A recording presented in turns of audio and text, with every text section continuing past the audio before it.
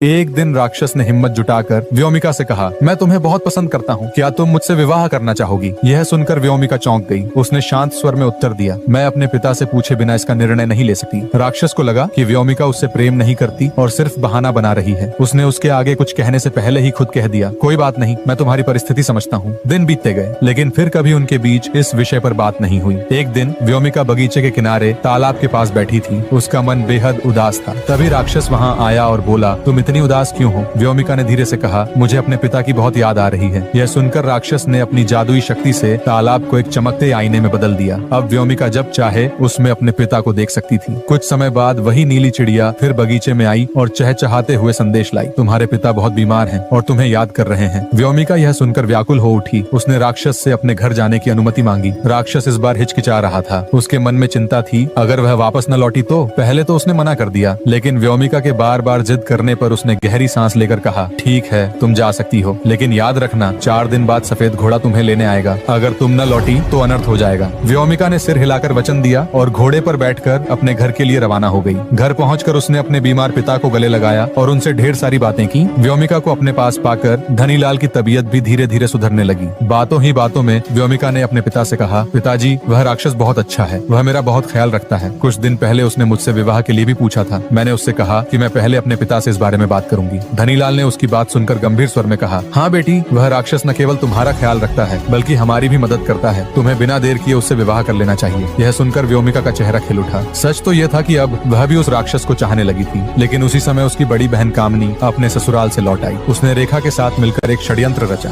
दोनों व्योमिका के आरामदायक जीवन से जलती थी। उन्होंने उदास चेहरे बनाकर व्योमिका से कहा, बहन, तुम कुछ और दिन हमारे साथ यहीं रुक जाओ, तुम्हारे बिना घर सूना लगता है। बहनों का इतने वर्षों बाद दिखा यह प्यार देखकर व्योमिका का मन पिघल गया। उसने सोचा कि कुछ दिन बाद महल लौट जाएगी। उधर महल में राक्षस उसका इंतजार कर रहा था। धीरे धीरे उसका धैर्य टूटने लगा और उसके मन में क्रोध पनपने लगा। आगे की कहानी के लिए लाइक, सब्सक्राइब कर नाम कमेंट करें।